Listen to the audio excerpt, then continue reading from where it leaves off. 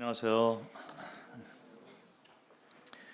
자, 오늘은 성화 원리하고 연관되어 있는 주제를 계속해서 하도록 하겠습니다.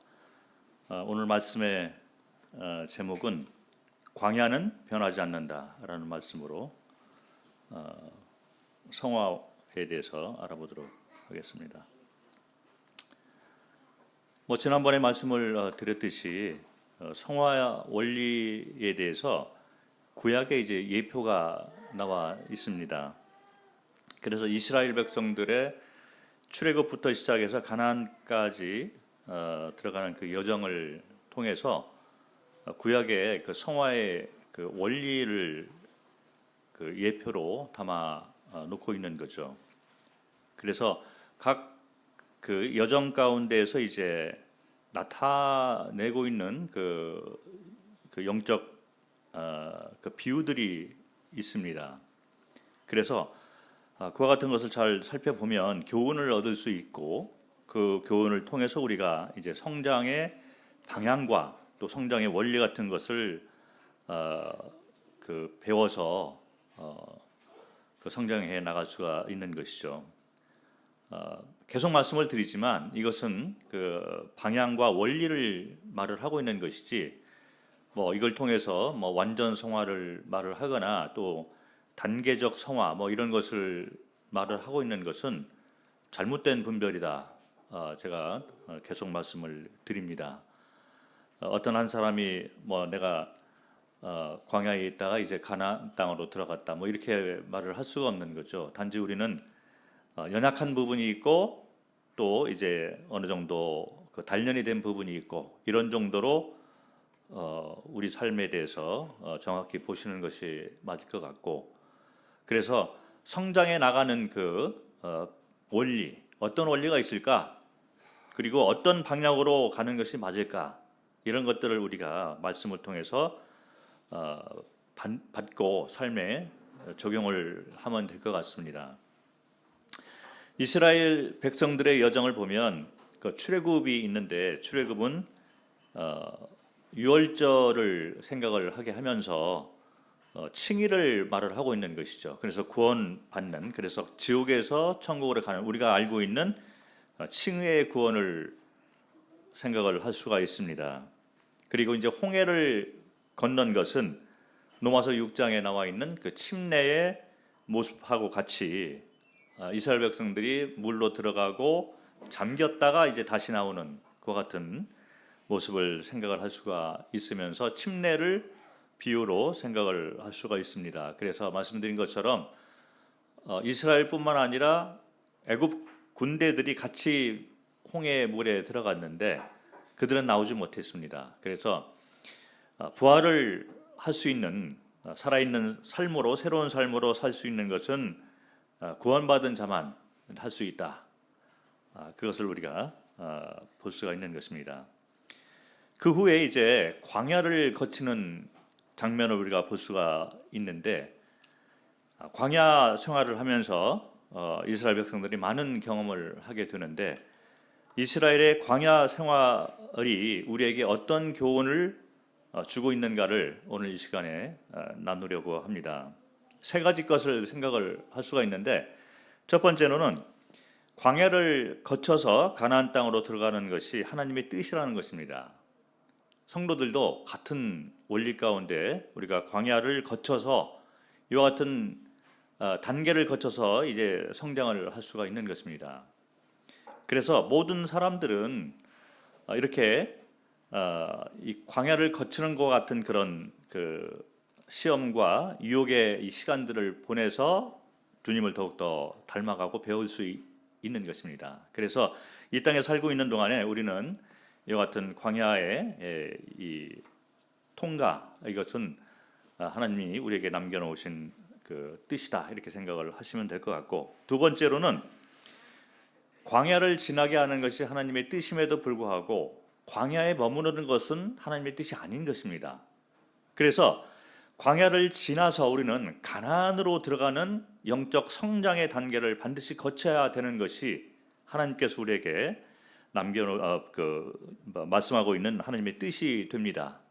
광야에 머물러서 광야에서 방황을 하는 삶을 살다가 죽어가고 있는 그런 성도들이 제법 많이 있는 것을 바라보면서 너무나 안타까운 마음이 있습니다. 마치 칭의만 붙잡고 천국 가는 티켓 하나 따서 만족하고 있는 성도들이 너무나 많이 있고 그런 가르침을 하고 있는 교회들이 너무 많이 있는 것을 바라보면서 너무나 안타까운 마음이 있고 성경적으로 맞지 않는 방향으로 가고 있다라고 생각을 합니다. 그래서 광야에 머물러 있는 것은 하나님의 뜻이 아니다. 거기서 나와서 더 하나님께서 원하시는 성장의 삶을 살아야 된다. 이것이 두 번째 교훈이 되고, 세 번째 교훈은 자 그러면 우리가 광야에서 벗어나서 더 성숙한 그런 모습으로 하나님께서 원하시는 모습으로 살기 위해서는 어떤 원리가 있을까? 어떻게 광야를 벗어날 수 있을까? 한마디로 요약을 하면 광야는 변하지 않는다. 오늘 주제 말씀인데 광야는 변하지 않습니다. 하나님께서 우리에게 원하시는 것은 너희가 변해라 이런 말을 하고 있는 거예요. 그래서 광야 생활을 우리가 살펴보면서 우리가 얻을 수 있는 교훈은 이와 같은 이 세 가지 교훈으로 요약을 해봤습니다. 첫 번째, 광야를 거쳐서 가나안으로 들어가는 것이 하나님의 뜻이다. 이스라엘 백성들의 여정을 우리가 잘 알고 있습니다. 사실 출애굽을 해서 가나안까지 들어가는 거리를 우리가 살펴보면 길어봤자 한 달, 두 달 사이에 갈 수 있는 그런 거리가 됩니다. 자, 그럼에도 불구하고 이스라엘 백성들은 40년 동안 이제 광야에서 방황하는 그런 삶을 살았습니다. 그래서 광야를 지나가면서 여러 가지 시험과 훈련을 이제 받게 되는데 애굽 사람들이 섬겼던 그 우상을 마음 가운데 이스라엘 사람들이 담고서 이제 떨쳐버리지 못하고 출애굽을 한 거죠. 그래서 광야를 지나가면서 이제 애굽의 옛 습성, 옛 우상 섬기는 그런 잘못된 그런 습관들을 다 이제 버리고 가나안 땅으로 들어가도록 광야 생활을 하는 것을 볼 수 있습니다. 하나님께서 이스라엘 백성들을 광야로 인도하셔서 광야에서 어떤 목적으로 이스라엘 사람들이 이제 그 생활을 하게 했는가라는 것은 신명기를 보면 알 수 있을 것 같습니다. 신명기 8장을 보겠습니다. 신명기 8장 2절과 3절 그리고 16절을 읽도록 하겠습니다. 신명기 8장 2절을 읽겠습니다. 내 하나님 여호와께서 이 40년 동안에 내게 광야길을 걷게 하신 것을 기억하라. 이는 너를 낮추시며 너를 시험하사 내 마음이 어떠한지 그 명령을 지키는지 지키지 않는지 알려 하심이라. 너를 낮추시며 너를 줄이게 하시며 또 너도 알지 못하며 내 조상들도 알지 못하던 만나를 내게 먹이신 것은 사람이 떡으로만 사는 것이 아니요 하나님 여호와의 입에서 나오는 모든 말씀으로 사는 줄을 내가 알게 하려 하심이니라. 16절 내 조상들도 알지 못하던 만나를 광야에서 내게 먹이셨나니 이는 다 너를 낮추시며 너를 시험하사 마침내 내게 복을 주려 하심이었느니라. 저 여기 이제 명확하게 말씀을 하시는데 두 가지 것으로 우리가 생각을 해볼 수가 있는 것 같습니다. 2절과 3절 그리고 16절에 공동적으로 나와 있는 단어가 있습니다. 그게 뭐냐면 너를 낮추시기 위해서 광야를 건너게 했다는 거죠. 그래서 우리는 크리스찬들의 성숙의 원리, 성화의 원리는 낮아지는 것이죠. 내가 낮아지고 싶어서 낮아지고 그런 이런 생각보다도 주인이 바뀌는 삶을 살아야 된다 이 말을 하고 있는 것입니다. 이스라엘 백성들이 애굽에서 오랫동안 400년이 넘는 그런 생활을 하면서도 많은 고난을 받고 종의 삶을 살았음에도 불구하고 여전히 이스라엘 사람들은 애굽의 우상을 섬기는 그런 삶의 형태를 가지고 출애굽을 한 걸로 우리가 생각을 할 수가 있습니다. 애굽의 우상이라고 하면 뭐 어떤 교리가 있겠습니까? 어떤 가르침이 있는 것이 아니겠죠. 사람이 만들어 놓은 우상이기 때문에 가짜가 되는데, 왜 사람들이 우상을 만들어 놓고 섬기고 있냐면 자기의 욕망이 있는 거예요. 사실은 인간이 욕망이 있고 자기가 하고 싶은 일이 있는 거죠. 그래서 그거를 이제 하고자 하는데 뭔가 의지하고 도움이 필요할 때마다 우상을 찾는 거죠.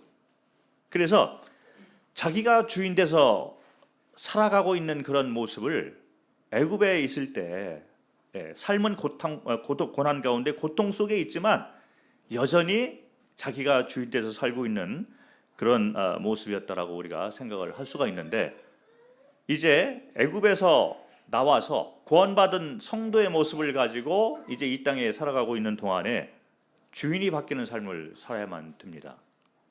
신분적으로 우리는 주인이 바뀌어 있는 거예요. 그래서 로마서 6장을 좀 같이 보면서 살펴보도록 하겠습니다. 신명기 8장에 손을 넣으시고 로마서 6장을 보면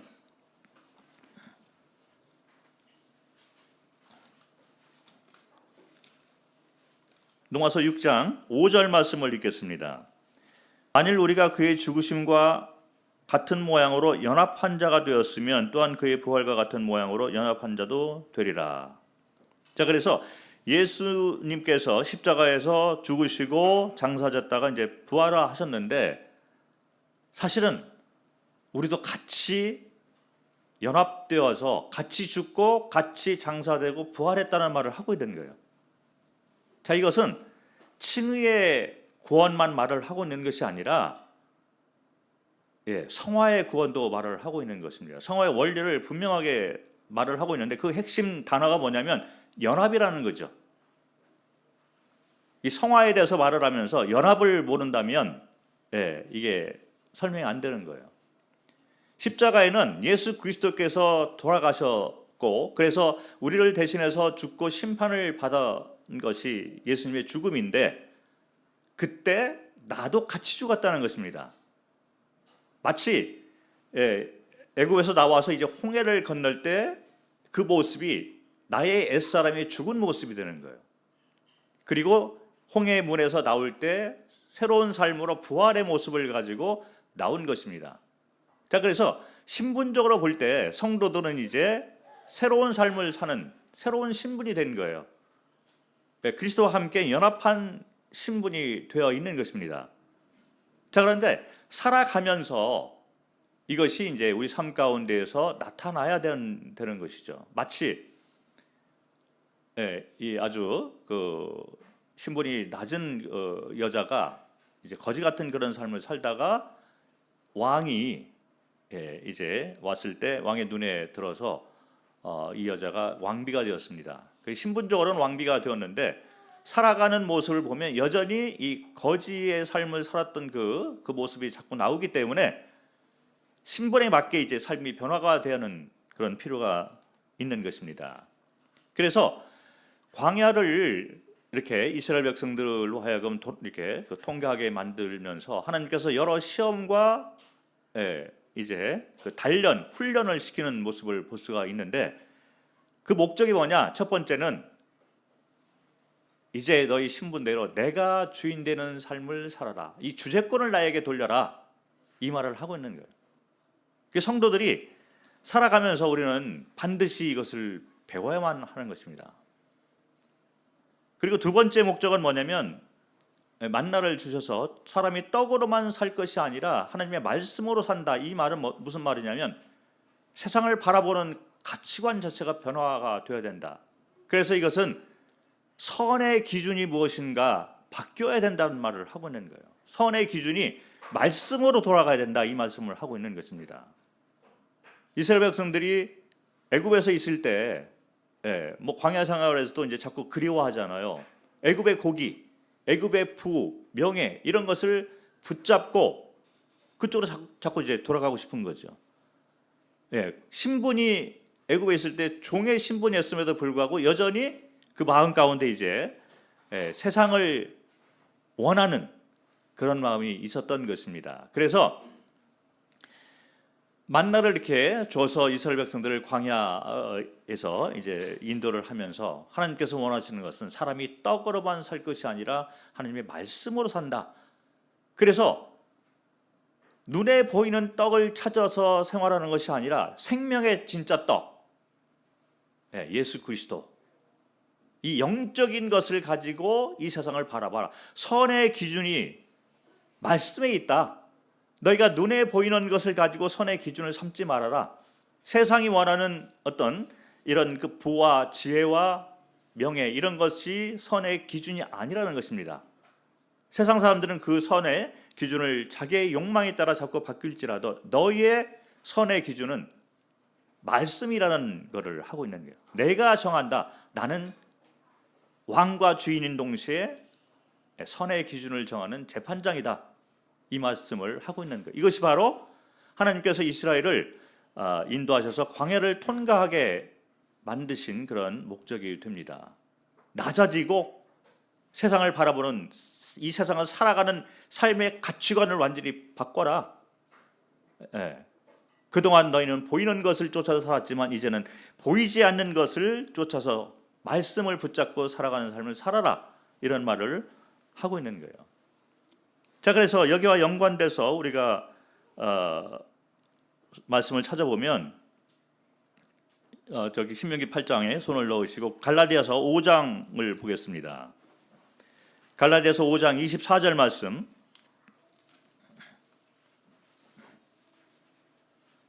그리스도 예수의 사람들은 육체와 함께 그 정욕과 탐심을 십자가에 못 박았느니라. 자, 그리스도 예수의 사람들은 육체와 함께 정욕과 탐욕이 십자가에 같이 죽었다는 거예요. 그리스도 예수께서 십자가에 죽었지만 너희도 같이 죽었다. 너희의 육체와 함께 너희가 가지고 있는 정욕과 탐심도 같이 죽었으니 너는 죽은 자다. 이 말을 하고 있는 것입니다. 자, 그런데 우리가 칭의의 구원에 딱 머물러 있는 사람들이 의외로 너무 많이 있는 거예요. 교회에도 성경을 풀이할 때 칭의의 구원에만 딱 초점을 맞춰서 성경을 풀이하고 있는 그런 교회 가르침들이 너무나 많이 있는 것을 보게 되는데 안타까운 일이죠. 그래서 칭의의 구원에만 딱 초점을 맞춰서 가르치면 어떻게 가르치게 되냐면 십자가에서 예수 그리스도가 죽은 것만 자꾸 가르치는 거예요. 그것이 틀린 것이 아니라 거기에서 머물러서는 안 된다는 거죠. 그리스도께서 죽었지만 너희도 같이 죽었다. 이것은 성화의 가르침이 됩니다. 그리고 갈라디아서 6장 14절을 보겠습니다. 갈라디아서 6장 14절. 그러나 내게는 우리 주 예수 그리스도의 십자가 외에 결코 자랑할 것이 없으니 그리스도로 말미암아 세상이 나를 대하여 십자가에 못 박히고 내가 또한 세상을 대하여 그러하니라. 나도 세상에 대해서 죽었고 세상도 나에 대해서 죽었다. 자, 이스라엘 백성들이 만나를 받아 먹으면서 배워야 될 것은 이제 사람이 떡으로만 살 것이 아니라 하나님의 말씀으로 산다. 자, 여기 연관돼서 갈라디아서 6장 14절이 말을 하고 있는 거예요.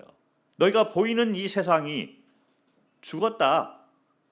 그래서 이제 너희가 삶의 목적으로 삼고 있는 것은 보이는 어떤 부와 명예와 이런 지혜, 이런 것을 붙잡기 위해서 살아가는 삶이 아니다. 세상이 죽었고 너희도 세상에 대해서 죽었다. 십자가에서 같이 죽었다는 말을 하고 있는 거예요. 이것이 바로 성화의 원리가 되는 것입니다.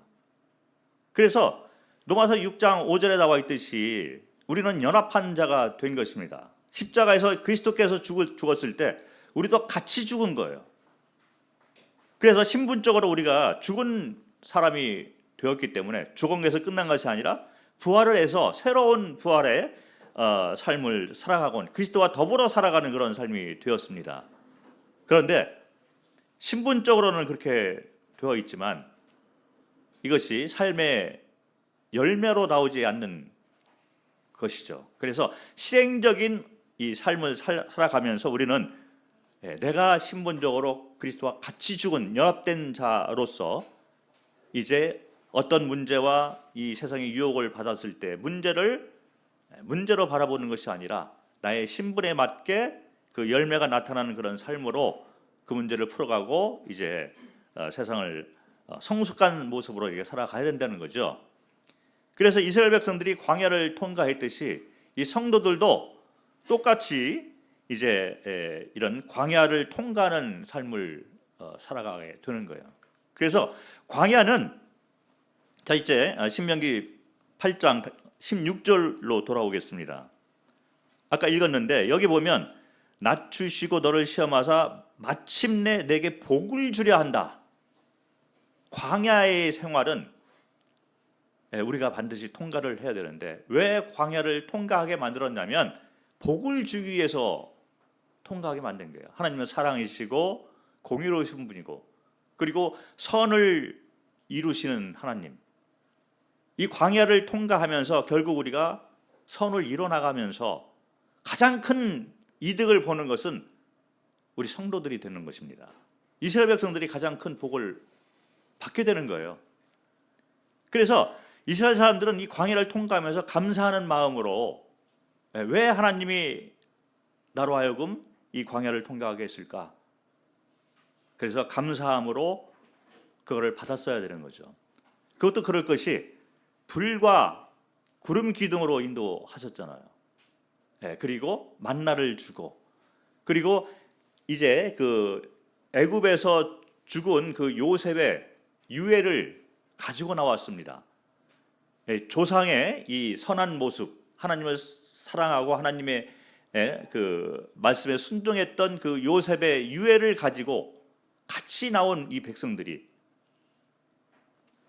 복을 이제 누리게 하기 위해서 이제 광야를 통과해서 이스라엘 백성들이 감사와 그리고 하나님을 믿는 그 믿음 가운데서 당연히 살아야 됐을 것입니다. 자, 그런데 잘 알고 있듯이 이스라엘 백성들은 그렇게 살지 못했던 거죠. 왜 하나님이 이와 같은 것을 나에게 줬을까? 이 만나의 의미가 뭘까? 내가 너무 힘들어. 그래서 하나님이 나를 버리는 것은 아닐까? 뭐 이런 불신과 의심이 자꾸 일어나는 것을 우리가 성경을 통해서 보게 됩니다. 그래서 출애굽을 하고 출애굽기 15장을 이렇게 보게 되면 홍해를 건넌 다음에 이스라엘 백성들이 막 기뻐가지고 찬양과 감사의 이 노래를 부르는 걸 볼 수 있고 춤을 추는 모습을 볼 수 있어요. 그런데 거기에서 떠나서 바로 이제 그 다음에 뭐가 나오냐면 물이 떨어진 거예요. 그러니까 불평을 하기 시작을 합니다. 그리고 물을 만났는데 이게 마라, 쓴 물이 됐잖아요. 그러다 보니 이제 하나님을 원망하고 불신하게 되고 그리고 조금 더 가면서 이제 물을 이제 하나님께서 공급을 하시고 조금 더 갔는데 출애굽기 16장 2절 3절에 보면 먹을 것이 떨어진 거예요. 애굽에서 나올 때 먹을 것을 싸가지고 나왔는데 한 두세 달 지나고 난 후에 이것이 떨어졌습니다. 그러니 이제 먹을 것이 없잖아요. 그러니 흔들리는 거예요. 이스라엘 백성들이 가장 많은 유혹을 받았던 그 주제가 뭐냐면 의식주 문제였습니다. 그 외에도 뭐 사람 간의 관계 뭐 여러 가지가 있겠지만 성도들의 삶 가운데에서도 가장 많이 흔들리는 게 뭐냐면 의식주 문제를 통해서 가장 많이 흔들리는 것을 우리가 볼 수 있는 거예요. 자, 그러나 불기둥과 구름 기둥으로 인도하시는 하나님, 만나를 통해서 우리에게 공급해 주시는 그 하나님, 우리 선조들 요셉의 유해가 함께하는 그 광야에 하나님이 함께 하시는 것이 오늘날을 살고 있는 우리에게도 똑같이 살아계신 하나님이 우리를 그렇게 인도를 하고 계십니다. 자, 그래서 낮추시기 위해서 이 광야를 우리가 이렇게 걷게 되는데 낮아지기 위해서 우리는 실제로 낮아져야죠. 무슨 말을 하고 있냐면 자아가 깨어지고 내려놓는 연습을 계속 해야 돼요. 그리고 내 생각을 버리고 주님이 함께 동행하는 동행의 그 길, 그것은 바로 주님과 함께 멍에를 함께 지고 가는 삶이 되는 거죠. 그 삶을 우리는 배워야만 되는 것입니다. 그래서 광야의 이 교훈은 뭐냐면 내려놔라. 너는 깨어져야 된다. 이거를 계속 얘기를 하고 나와 함께 하자. 나를 신뢰하고 믿음 가운데서 같이 가자라는 말을 계속 하고 있는 거예요. 그래서 광야는 은혜의 학교가 되는 것입니다. 복을 주기 위해서 이렇게 우리를 광야를 통과하게 하셨잖아요. 그래서 우리는 구원도 은혜로 받고 그 다음에 생활하는 것도 은혜로서 은혜의 학교를 다니면서 낮춰지는 훈련을 받으면서 낮아지면 낮아질수록 내려놓으면 내려놓을수록 우리는 주님을 더욱더 믿게 되면서 주 안에서 안식을 누리고 성장하고 영적 복을 받게 되면서 승리의 삶을 살 수가 있게 되는 것입니다. 이것이 바로 우리에게 이제 광야를 통과하도록 이렇게 이끄시고 있는 하나님의 뜻이 됩니다. 자, 그리고 두 번째, 우리가 광야를 통과를 하고 있지만 그러나 광야에 머물러 있는 것은 하나님의 뜻이 아니다. 광야에서 나와서 이제 앞으로 나아가서 가나안 땅으로 들어가는 것이 하나님께서 우리에게 원하시는 하나님의 뜻이 되는 것입니다. 그래서 여기에 대한 말씀의 경고가 너무 많이 나와 있어요. 저 말씀을 잠깐 보도록 하겠습니다. 지난번에도 한번 말씀을 우리가 읽었는데 고린도전서 10장을 보겠습니다. 고린도전서 10장 5절과 6절을 읽겠습니다. 그러나 그들의 다수를 하나님이 기뻐하지 아니하셨으므로 그들이 광야에서 멸망을 받았느니라. 이러한 일은 우리의 본보기가 되어 우리로 하여금 그들이 악을 즐겨한 것 같이 즐겨하는 자가 되지 않게 하려 함이니. 자, 광야에서 멸망을 당한 이스라엘 백성들이 하나님께서 기뻐하시는 삶이 아니었다는 것을 말을 하고, 너희가 이 이스라엘 백성들이 불신 가운데서 광야에서 죽었던 것을 본보기로 삼아서 너희는 그렇게 하지 말아라, 이 말을 하고 있는 거죠. 11절과 12절 고린도전서 10장 11절과 12절 말씀. 그들에게 일어난 이런 일은 본보기가 되고 또한 말세를 만난 우리를 깨우치기 위하여 기록되었느니라. 그런즉 선줄로 생각하는 자는 넘어질까 조심하라. 자, 이 이스라엘 백성들의 광야에서 당한 이 죽음을 너희가 생각을 하면서 말세를 살고 있는 너희에게 본보기로 삼아라. 그래서 항상 이게 낮춰지는 삶을 살고 선줄로 생각하는 자가 되지 말고 주님을 주인으로 모시고 선의 기준을 말씀을 통해서 살아가는 낮아진 삶으로 살아서 앞으로 나아가는 말을 하고 있는 것입니다. 히브리서 3장을 보겠습니다. 히브리서 말씀 3장 14절부터 19절 말씀을 보겠습니다. 우리가 시작할 때 확신한 것을 끝까지 견고히 잡고 있으면 그리스도와 함께 참여한 자가 되리라. 자, 이 14절 말씀만 보더라도 히브리서에 나와 있는 이 안식에 관한 말씀이 칭의의 구원에 머물러 있는 것이 아니라 성화에 대한 말씀을 하고 있는 것을 우리가 알 수 있는 거예요. 시작할 때 확신한 것을 끝까지 견고히 잡고 있어라, 이 말을 하고 있는 거죠. 그래서 칭의의 구원에 머물러 있는 그 상태에 어린아이로 머물러 있지 말고 받은 것처럼 매 순간 살아가면서 끝까지 그리스도와 함께 가는 이 안식의 기쁨을 너희가 누려라, 이런 말을 하고 있는 거죠. 15절에 성경에 이르시되 오늘 너희가 그의 음성을 듣거든 경노하시게 하던 것 같이 너희 마음을 완고하게 하지 말라 하였으니 듣고 경록케 하시는 자가 누구냐? 모세를 따라 애굽에서 나온 모든 사람이 아니냐? 또 하나님이 40년 동안 누구에게 노하셨느냐? 그들의 시체가 광야에 엎드려진 범죄한 자들에게가 아니냐? 또 하나님이 누구에게 맹세하사 그의 안식에 들어오지 못하리라 하셨느냐? 곧 순종하지 아니하던 자들에게가 아니냐?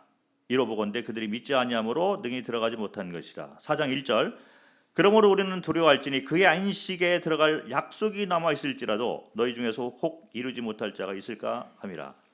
4장 11절 그러므로 우리가 저 안식에 들어가기를 힘쓸지니 이는 누구든지 저 순종하지 아니하는 본에 빠지지 않게 하려 함이라. 저 안식에 들어가기를 힘써라. 자, 이것이 만약에 칭의의 구원을 말을 하고 있다면 우리는 천국에 가기 위해서 힘쓸 것이 아무것도 없습니다. 은혜로 구원받고 선물로 받은 구원이 칭의의 구원이잖아요. 근데 여기에 나와 있는 안식은 앞에 놓이는 안식을 너희가 힘써서 들어가라 이 말을 하고 있기 때문에 성화에 관한 성도의 삶에 관한 구원을 말을 하고 있는 것입니다. 그래서 빌보서 2장에 나와 있는 말처럼 너희 구원을 이루라 이런 말을 하고 있는 거죠. 자, 그래서 광야에 머물러 있는 것은 하나님의 뜻이 아닌 것입니다. 우리가 이 세상 살아가면서 여러 가지 시험과 유혹을 당하고 이제 훈련을 받게 되는데 이걸 통해서 우리는 성장해 나가야만 된다는 것입니다. 자, 그런데 물론 잘못된 가르침 때문에 그럴 수도 있고 또 개인이 내려놓지 못하고 깨어지지 않기 때문에 여전히 광야에서 맴맴 도는 삶을 사는 크리스찬이라고 하는 분들이 너무 많이 있다는 것을 우리가 알고 있습니다.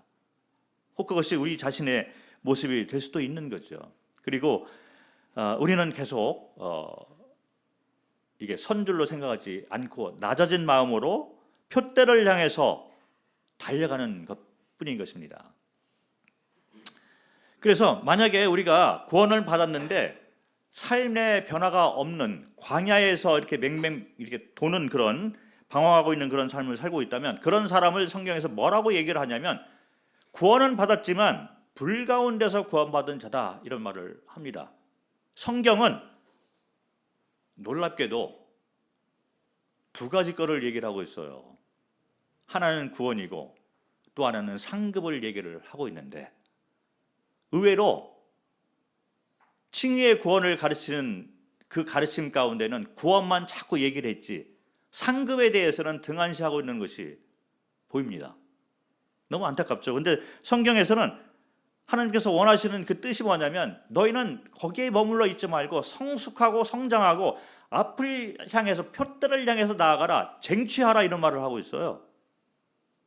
강한 표현을 하고 있습니다.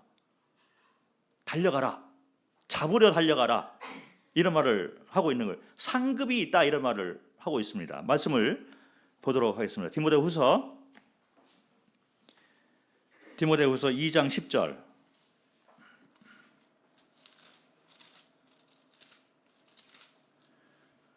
그러므로 내가 택함 받은 자들을 위하여 모든 것을 참음은 그들도 그리스도 예수 안에 있는 구원을 영원한 영광과 함께 받게 하려 함이라. 자, 구원이 있고 영원한 영광이 있는데 함께 받게 하겠다는 거죠.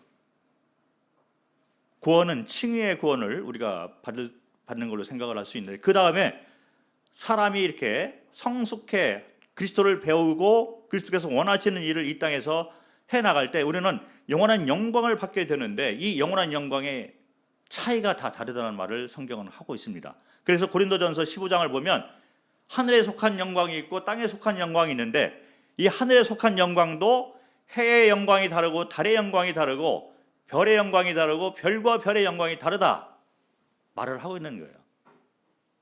영원한 영광은 우리 각자가 어떻게 이 세상을 살아가고 있는 거기에 따라서 정해질 것이다라는 것을 성경은 말을 하고 있습니다. 히브리서 11장 6절을 보겠습니다. 히브리서 11장 6절 잘 알고 있는 그런 말씀이죠. 자, 11장 6절 믿음이 없이는 하나님을 기쁘시게 하지 못하나니 하나님께 나아가는 자는 반드시 그가 계신 것과 또한 그가 자기를 찾는 자들에게 상 주시는 이심을 믿어야 할지니라. 자, 그가 계신 것을 믿어야 되는데 이것은 칭의의 구원을 말을 한다라고 생각을 할 수가 있는데 이분을 우리가 믿음을 가지고 바라봐야 될 것이 뭐냐면 그가 자기를 찾는 자들에게 상을 주시는 분이다. 그래서 히브리서 11장에 나와 있는 믿음의 선진들의 삶을 보면 그런 삶을 살았던 거예요. 구원에 머물러 있던 것이 아니라 그 다음에 살아가는 이 모습들이 다 앞에 놓여 있는 상급을 찾는 모습을 가지고 살았던 것을 볼 수가 있습니다. 그래서 고난이 닥친다 하더라도 유혹이 닥친다 하더라도 그들은 앞에 놓여 있는 영원한 영광을 위해서 열심히 삶을 매진했던 것을 바라볼 수가 있고 사도 바울의 이 고백처럼 빌립보서 3장 내가 표대를 향해서 그것을 잡으려고 달려간다, 이런 말을 하고 있습니다. 사도와 삶 전체가 내가 이제 구원받아서 천국에 가니 나는 이제 끝났다, 나는 기쁘다, 여기서 끝나는 것이 아니라 앞에 놓이는 표대를 향해서 내가 그것을 잡으려고 달려간다, 이런 말을 하고 있습니다. 자, 마태복음 6장, 잘 아시는 말씀인데 마태복음 6장 19절과 20절을 보겠습니다.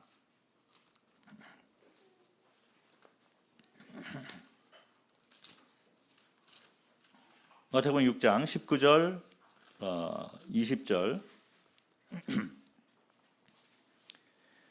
너희를 위하여 보물을 땅에 쌓아두지 말라. 거기는 좀과 동록이 해하며 도둑이 구멍을 뚫고 도둑질하느니라. 오직 너희를 위하여 보물을 하늘에 쌓아두라. 거기는 좀이나 동록이 해하지 못하며 도둑이 구멍을 뚫지도 못하고 도둑질도 못하느니라. 하늘에 보물을 쌓아두라. 자, 그런데 이 땅에 창고에 보물을 쌓아두는 자가 있는 거예요. 근데 거기에 보물을 쌓아두지 말고 하늘의 창고에다 보물을 쌓아두라. 자, 그래서 이 말씀을 붙잡고 하늘에 보물을 쌓아두도록 이렇게 투자를 하면서 사는 사람들이 있습니다. 자, 그러면 이 사람은 하늘에 쌓아놓은 그 보물이 다른 사람보다 더 클 것입니다. 상급이 다르다는 거예요. 이거는 투자할 가치가 충분히 있는 것입니다. 성경은 상급에 대해서는 너희가 투자를 해라, 그리고 달려가서 잡아라, 매진하라, 이런 말을 계속하고 있는 거예요. 또 한 말씀을 보도록 하겠습니다. 마태복음 13장 44절부터 46절을 읽겠습니다. 마태복음 13장 44절부터 46절, 잘 알고 있는 그런 말씀들이죠. 천국은 마치 밭에 감추인 보화와 같으니 사람이 이를 발견한 후 숨겨두고 기뻐하며 돌아가서 자기의 소유를 다 팔아 그 밭을 사느니라. 또 천국은 마치 좋은 진주를 구하는 장사와 같으니 극히 값진 진주 하나를 발견하며 가서 자기의 소유를 다 팔아 그 진주를 사느니라. 이것도 구원, 칭의의 구원에만 딱 초점을 맞춰서 풀이하는 그런 분들이 계셔요.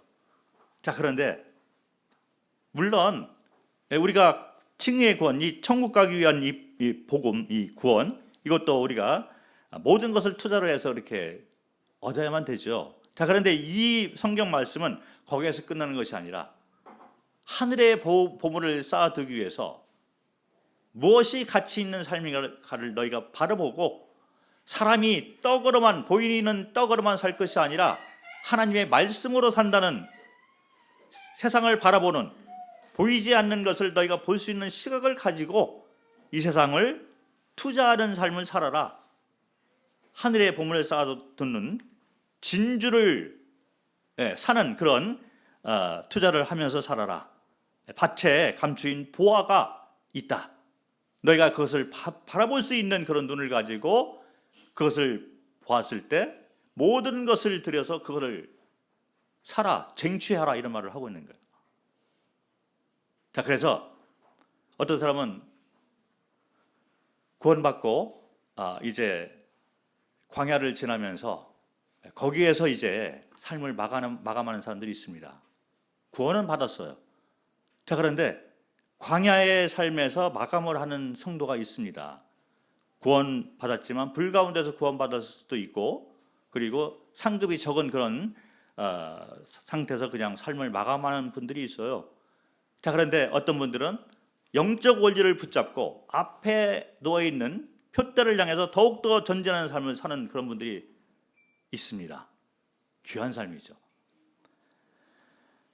그래서 성경에는 이런 사람들을 격려하는 말로 더 큰 은사를 사모하라, 이런 말을, 또 가장 좋은 길이 있다, 그리고 얻으려고 너희가 힘을 써라, 이런 말들을 계속 하고 있는, 격려의 말을 계속 하고 있는 거죠. 그래서 우리는 광야에 머물러서는 안 되고 더 앞으로 나가야 되는데, 자, 그러면 어떻게 해야지 앞으로 나가는 삶이 될까? 자, 그것은 오늘의 말씀의 주제, 광야는 변하지 않는다, 우리가 변해야 된다는 거죠. 자, 그런데 이스라엘 백성들이 광야를 통과를 하면서 이스라엘 백성들이 원하는 것이 계속 있었어요. 어떤 걸 원했냐면 이 광야 삶이 너무 힘들다는 거예요. 그래서 광야가 가나안 땅이 되기를 계속 이제 바라는 말을 하고 있습니다. 우리가 물이 부족한데 물 좀 주세요. 예. 그리고 음식이 부족하니 음식이 필요합니다. 더 맛있는 고기가 먹고 싶어요. 그래서 의식주 문제, 뭐 그 외에도 여러 가지 문제가 있겠죠. 그런데 이스라엘 백성들이 원했던 것은 광야가 가나안 땅이 되기를 원했습니다. 근데 하나님께서 원하시는 건 뭐냐면 광야는 변하지 않는다. 너희가 변해라. 너희가 변했을 때 너희는 이 광야에서 나오고 가나안 땅으로 들어갈 수가 있다. 이 말을 하고 있는 거예요. 자, 그런데 구원받은 성도들의 삶을 보면 이런 모습으로 살아가는 것이 많이 있는 걸 볼 수 있습니다. 내가 이 문제만 해결이 되면 그 다음부터 내가 하나님을 잘 섬길 거예요. 하나님, 이 문제가 잘 해결되도록 도와주세요. 학생이면 하나님, 내가 지금 열심히 공부를 해야 돼서 좋은 대학에 들어가야 되는데 좋은 대학에 들어가면 내가 하나님을 모든 삶을 들여서 섬기겠습니다.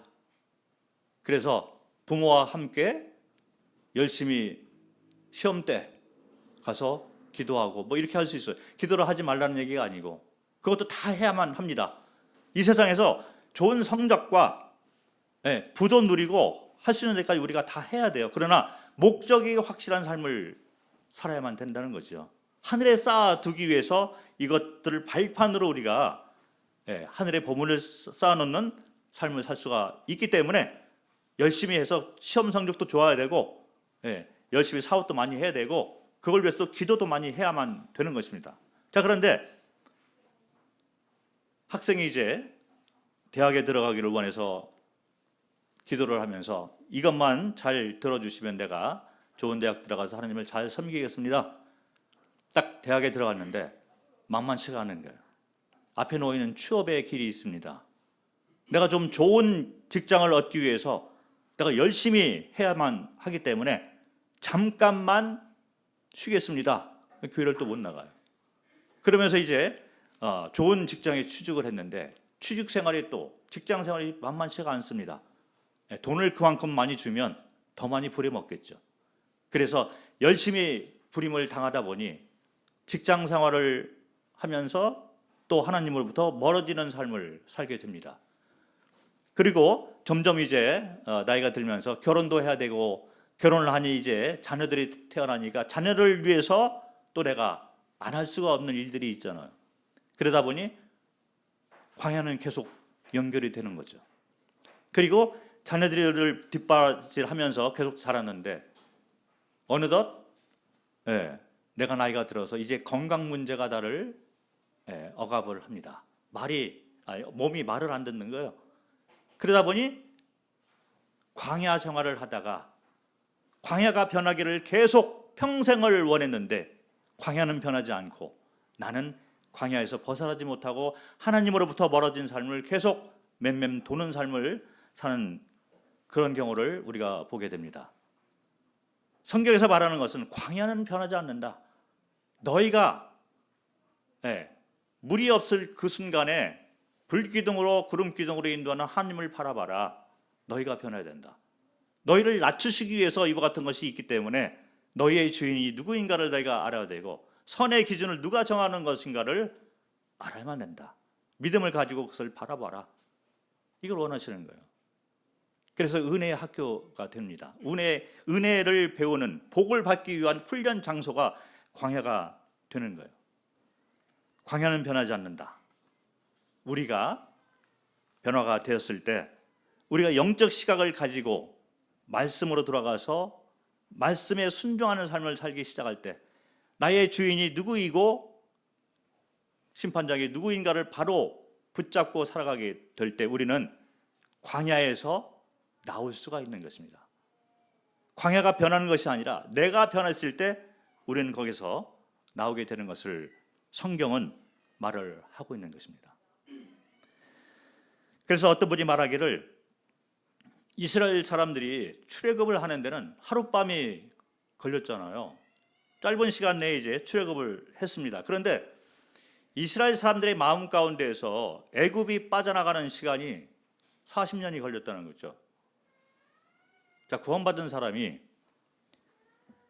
은혜로 선물로 순식간에 이제 천국으로 갈 수 있는 신분이 되었는데, 그 다음에 살아가는 모습 가운데 세상이 마음 가운데 자리 잡고 있어서 이 세상을 내려놓고 자아가 깨어져서 낮아지고 말씀으로 돌아가는, 떡을 내려놓고 생명의 떡을, 진짜 떡을 잡는 그 시간은 어떤 사람은 평생에 걸리는 경우가 있어요. 그리고 그리스도와 동행하는 안식의 삶이 무엇인지, 승리하는 삶이 무엇인지를 평생 경험하지 못하고 체험하지 못하고 살아가는 성도들이 의외로 너무나 많이 있는 것을 보게 됩니다. 광야는 변하지 않는다. 그런데 내가 변했을 때, 나의 주제권이 변하고 선의 기준이 변했을 때, 그리고 보이는 떡에 집중하는 것이 아니라 보이지 아니하는 생명의 떡을 붙들고 살아갈 때, 우리는 광야에서 나와서 그 다음 단계, 성숙의 단계로 갈 수가 있고 안식의 기쁨을 누릴 수가 있는 것입니다. 자, 오늘 말씀을 여기서 줄이도록 하겠습니다.